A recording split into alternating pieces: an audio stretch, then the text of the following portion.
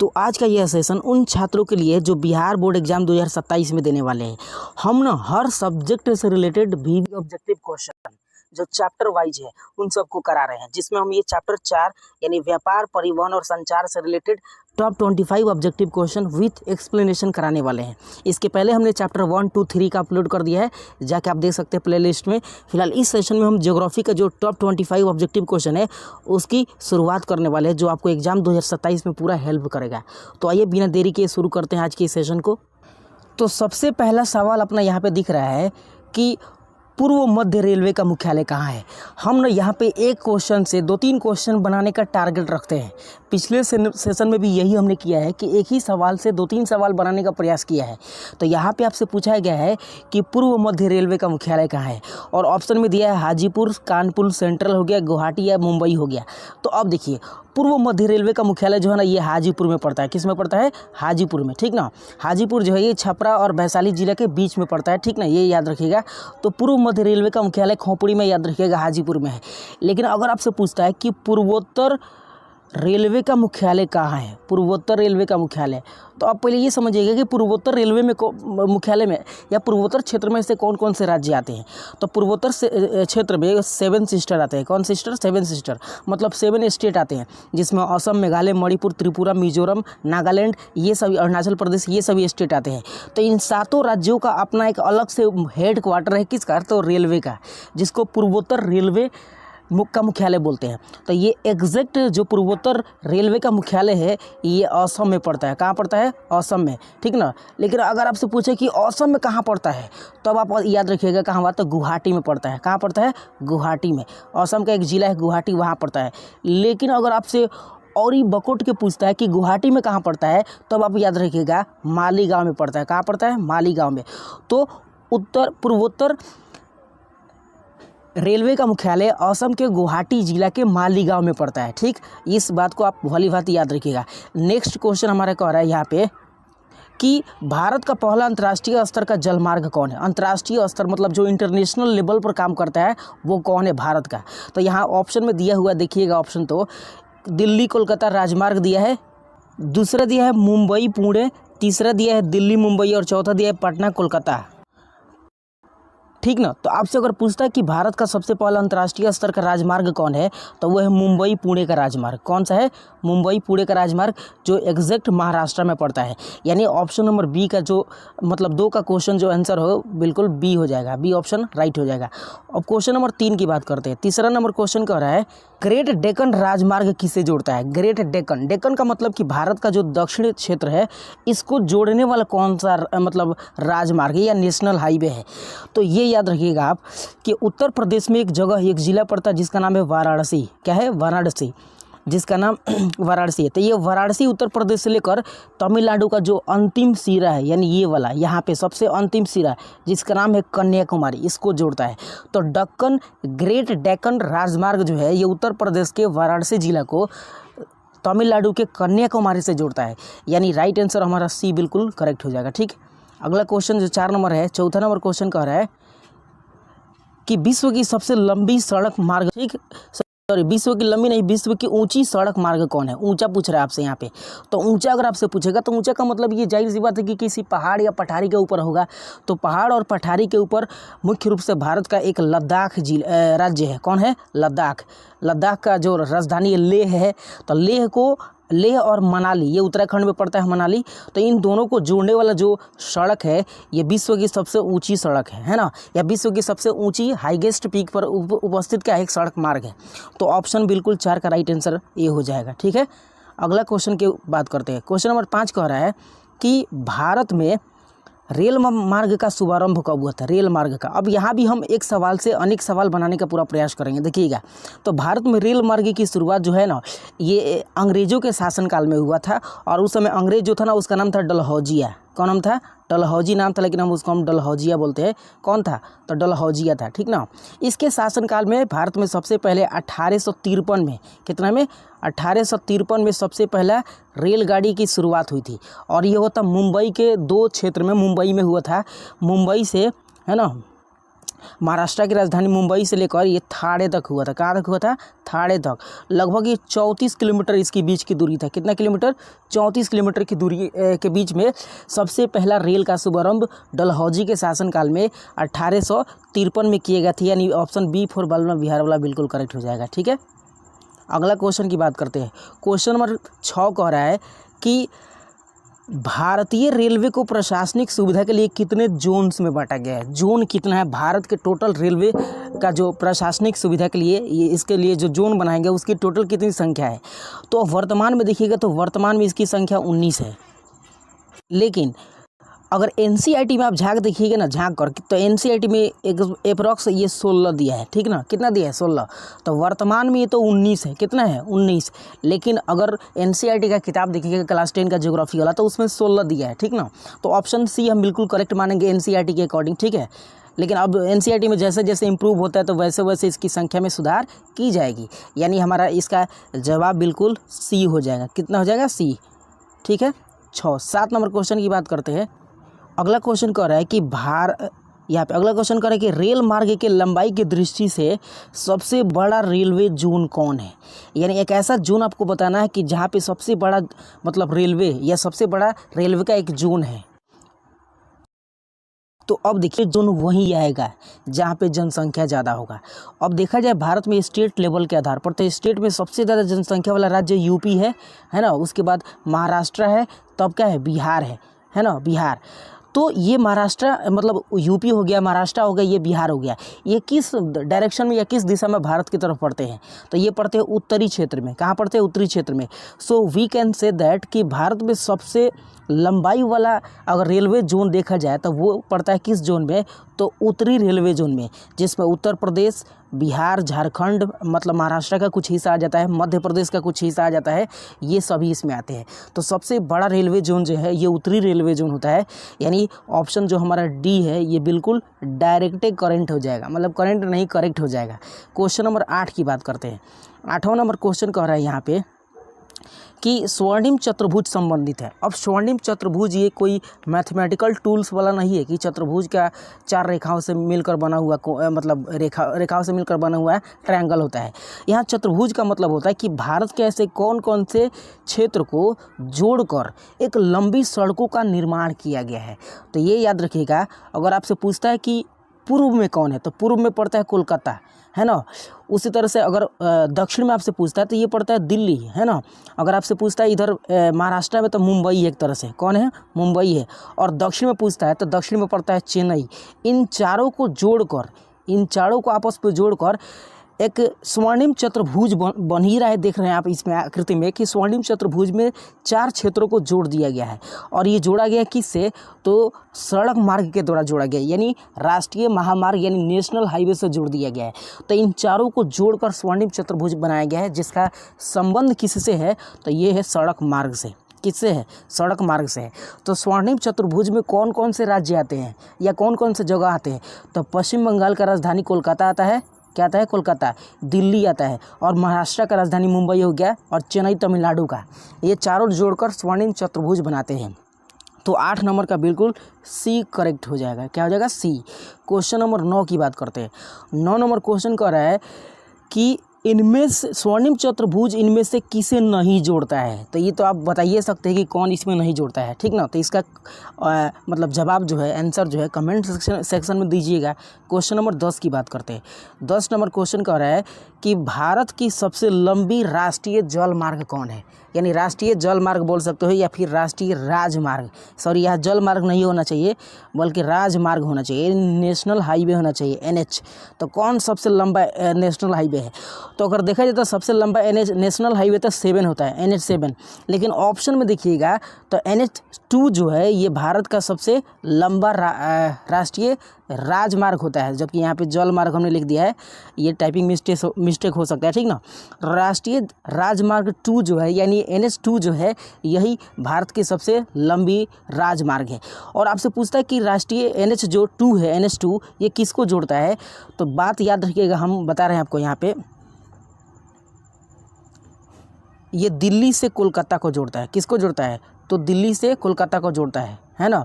दिल्ली से कोलकाता को जोड़ता है कौन? तो NH2, है ना, याद रखिएगा। तो पश्चिम बंगाल और दिल्ली को जोड़ने वाला जो नेशनल हाईवे है वो NH2 है। तो यानी बी हो जाएगा आंसर इसका, बी फॉर बलमा, बिहार वाला। ठीक है, अगला क्वेश्चन की बात करते हैं।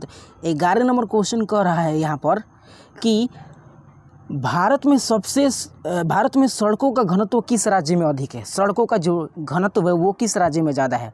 तो घनत्व सड़कों का वही ज़्यादा होगा जो स्टेट छोटा होगा, ठीक ना। जैसे जनसंख्या की दृष्टि से देखा जाए तो दिल्ली का घनत्व सबसे ज़्यादा है क्योंकि छोटा है और जनसंख्या पूरा ठूस ठूस कर भरा हुआ है।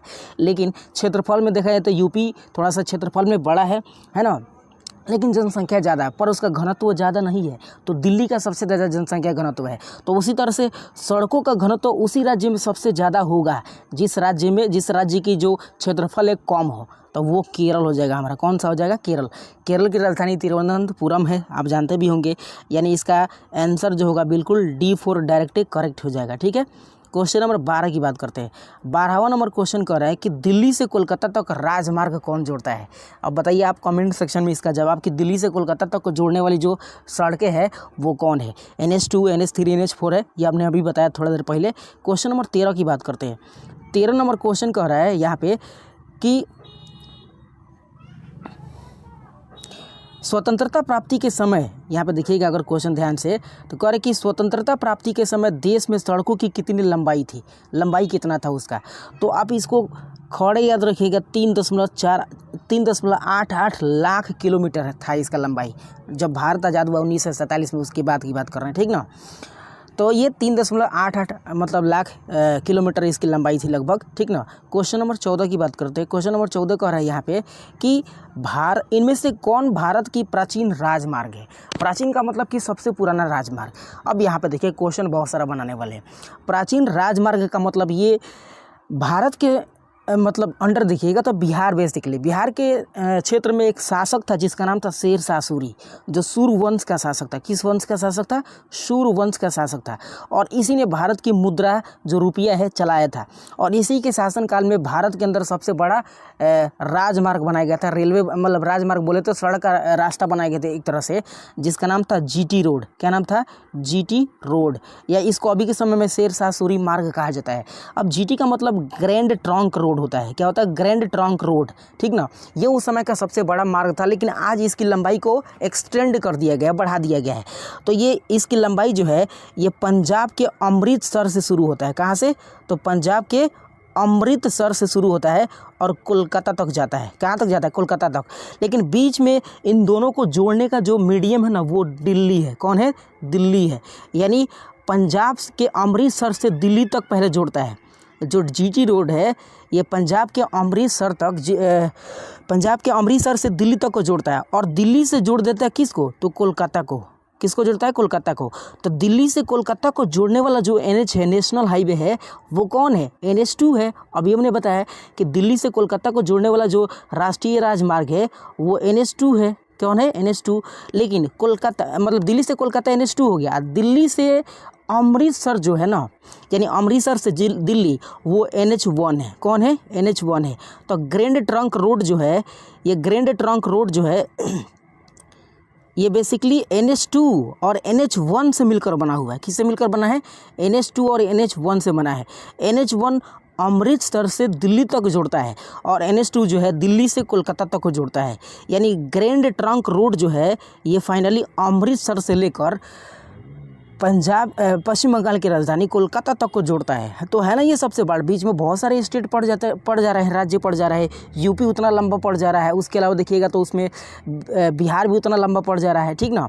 तो भारत की सबसे प्राचीनतम जो सड़क है वो ग्रैंड ट्रंक रोड है। यानी डी फॉर डायरेक्ट करेंट या करेक्ट हो जाएगा, ठीक है। क्वेश्चन नंबर 15 की बात करते हैं। 15 नंबर क्वेश्चन कह रहा है कि यहाँ पे देखिएगा दिल्ली से कोलकाता तक को जोड़ने वाला राजमार्ग कौन है। तो बताइए फिर से कमेंट सेक्शन में इसका आंसर क्या होगा। दिल्ली से कोलकाता तक को जोड़ने वाला जो राजमार्ग है, नहीं नेशनल हाईवे, वो कौन है। क्वेश्चन नंबर 16 की बात करते हैं। 16 नंबर क्वेश्चन करें कि भारत के किस राज्य में सड़कों की लंबाई सबसे अधिक है। तो भारत के किस राज्य में सड़कों की लंबाई सबसे अधिक है? तो जहाँ पे जनसंख्या ज़्यादा होगा, जहाँ जनसंख्या ज़्यादा होगा वहीं पर सड़कों की लंबाई ज़्यादा होनी चाहिए, ठीक ना। तो जनसंख्या के मामले में अगर ऑप्शन में देखा जाए तो यूपी सबसे ज़्यादा है। लगभग अभी के समय में 24 करोड़ जनसंख्या इसके अंदर भरी हुई है, ठीक ना। तो उत्तर प्रदेश में सड़कों की लंबाई सबसे अधिक माना जाता है। ठीक, क्वेश्चन नंबर 17 की बात करते हैं। 17 क्वेश्चन कह रहा है कि भारत, देखिएगा कह रहे कि भारत यहाँ पे जो है, भारत का सबसे लंबा राजमार्ग कौन है या राष्ट्रीय राजमार्ग कौन है। तो अभी ऑप्शन में देखिएगा ना, तो भारत का सबसे लंबा राष्ट्रीय राजमार्ग जो है ये NH7 है। कौन है, तो ये NH7 है, यानी नेशनल हाईवे 7 है। ठीक ना, ये ऑप्शन के अनुसार कह रहे हैं। लेकिन अब वर्तमान में देखिएगा ना, तो NH44 है एगो। कौन है, NH44। वर्तमान में देखिएगा तो NH44 जो है ना, ये भारत का सबसे लंबा राष्ट्रीय राजमार्ग है, जो NCERT में अभी के समय में मेंशन नहीं है। ये जम्मू कश्मीर से शुरू होकर कन्याकुमारी तक जाता है, यकीन नहीं मानिएगा। ठीक ना, तो NH44 अभी जिक्र नहीं किया किस में, NCERT में। लेकिन अगर देखा जाए तो 17 नंबर का करेक्ट आंसर ऑप्शन बी हो जाएगा, बी फॉर बलमा बिहार वाला। ठीक, अब 18 नंबर क्वेश्चन की बात करते हैं। 18वां क्वेश्चन कह रहा है कि यहाँ पे देखिएगा, क्वेश्चन 18 कह रहा है कि राष्ट्रीय राजमार्ग 7 जोड़ता है किसको। तो 7 किसको जोड़ता है, ये अभी थोड़ा देर पहले आपको हम बताए थे। तो राष्ट्रीय राजमार्ग जो 7 है, ये यूपी के वाराणसी को कन्याकुमारी से जोड़ता है। किसको जोड़ता है, यूपी के वाराणसी से कन्याकुमारी को जोड़ता है, यानी ऑप्शन सी बिल्कुल करेक्ट हो जाएगा। ठीक है, क्वेश्चन नंबर 20 की बात करते हैं। 20 नंबर क्वेश्चन कह रहा है कि यहाँ पे एक्सप्रेसवे किस सड़क परिवहन से संबंधित है। एक्सप्रेसवे बोल रहा है, तो एक्सप्रेसवे जो है ये बेसिकली सड़क परिवहन से संबंधित होता है। किससे, सड़क परिवहन से, यानी इसका राइट आंसर ऑप्शन बी हो जाएगा, बी फॉर बाहुबली।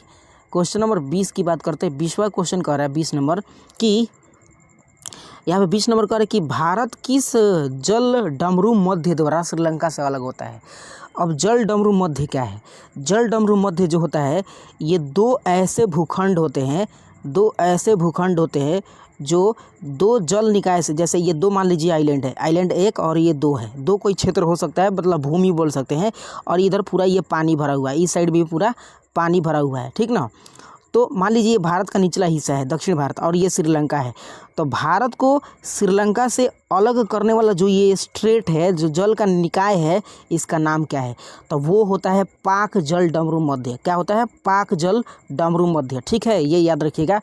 अगर आपसे हरमुज जल डमरू मध्य पूछता है, तो हरमुज जो है ये बेसिकली पड़ता है इराक या फारस की खाड़ी और अरब सागर को जोड़ने का काम करता है, जहाँ पे आप देख पा रहे हैं कि ईरान और अमेरिका तथा UAE के बीच में बम ब्लास्ट हो ही रहा है। ठीक ना, अगर आपसे बेरिंग जल डमरू मध्य पूछ रहा है, तो बेरिंग जल डमरू मध्य जो है ये अमेरिका और रूस एक दूसरे से अलग होते हैं, बेरिंग जल डमरू मध्य के द्वारा। ठीक है, अमेरिका और रूस एक दूसरे से अलग होते हैं, यानी यूरोप और नॉर्थ अमेरिका जो कॉन्टिनेंट है ये एक दूसरे से अलग होता है।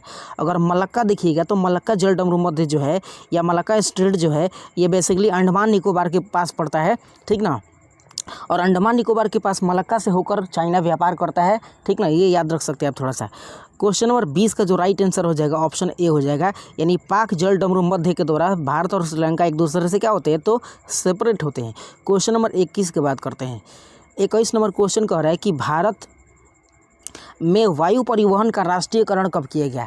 अब राष्ट्रीयकरण शब्द का मतलब है कि यहाँ पे राष्ट्रीयकरण शब्द जब भी आपके जहन में आएगा, तो उसका मतलब ये होता है कि जो भी, जैसे यहाँ पे परिवहन की बात हो रही है, तो वायु परिवहन जो है ना, ये पहले किसी अन्य के अंडर में था, यानी अंग्रेजों के अंडर में था। ठीक ना, लेकिन अंग्रेज जब अपने भारतीय नेताओं के हाथ में सौंप के गए, तो उसके बाद से उनका सत्ता उनके ऊपर से हट गया, जिसको हम राष्ट्रीयकरण बोल देते हैं, यानी अपने राष्ट्र के पक्ष में ये आ जाता है।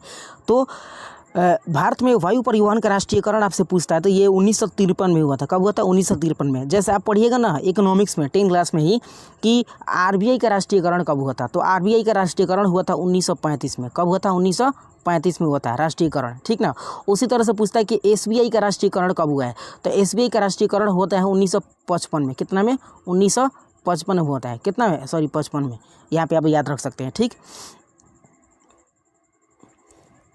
क्वेश्चन नंबर 22 की बात करते हैं। 22 नंबर क्वेश्चन कह रहा है कि भारत में पहला समाचार पत्र कौन था या कौन है, कौन सबसे पहला भारत में समाचार पत्र के मतलब आई थी, तो वही थी बंगाल गजट।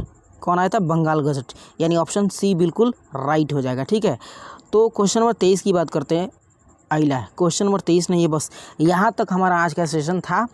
तो हमने इस सेशन में बात की क्लास 10 का जो ज्योग्राफी था उसके चैप्टर 4 के बहुत महत्वपूर्ण प्रश्न। ठीक ना, तो इसी तरह के और भी सेशंस आपको प्रोवाइड कराएंगे हर चैप्टर से रिलेटेड, चाहे वो साइंस, फिजिक्स, केमिस्ट्री कुछ भी हो, ठीक ना। तो इसी के साथ एंड करते और मिलते किसी अदर सेशन में, तब तक के लिए take care of your self.